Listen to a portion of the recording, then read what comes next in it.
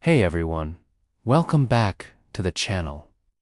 Today, we're re-diving into a question that might seem simple, but has a surprisingly rich history. How many books are in the Bible? You might think there's just one answer, but it's a bit more complex than that, and the story behind it is fascinating. Let's start with what many of us are familiar with, the Protestant Bible.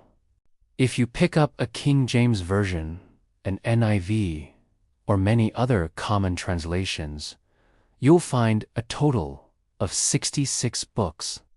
This is split into two main sections, the Old Testament with 39 books, and the New Testament with 27 books.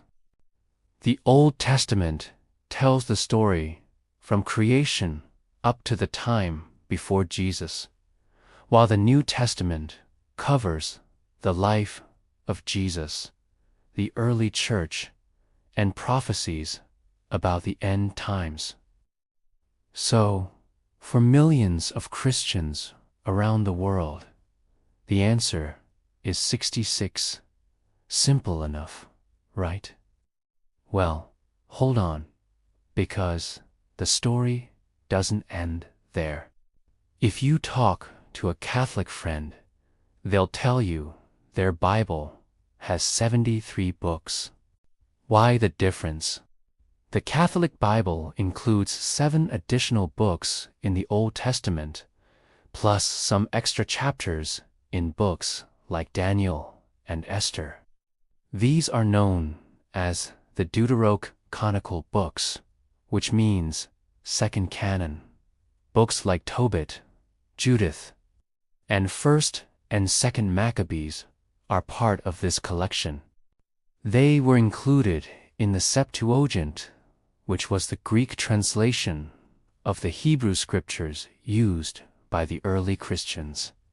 For centuries, these books were widely accepted as part of the Bible. But wait, there's even more. The Eastern Orthodox Church has an even larger collection. Their Bibles typically contain 78 books, including everything in the Catholic Bible, plus works like 3rd Maccabees and Psalm 151. Some Orthodox traditions even include 4th Maccabees as an appendix.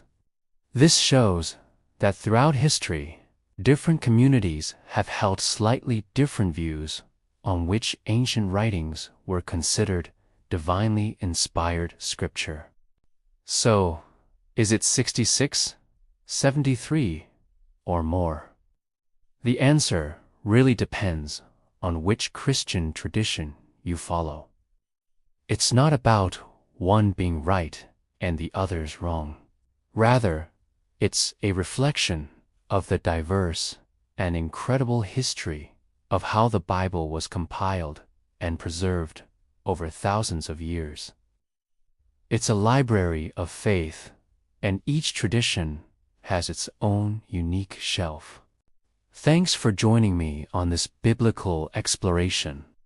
If you found this interesting, hit that like button and subscribe for more content. Let me know in the comments which version of the Bible you grew up with. See you next time.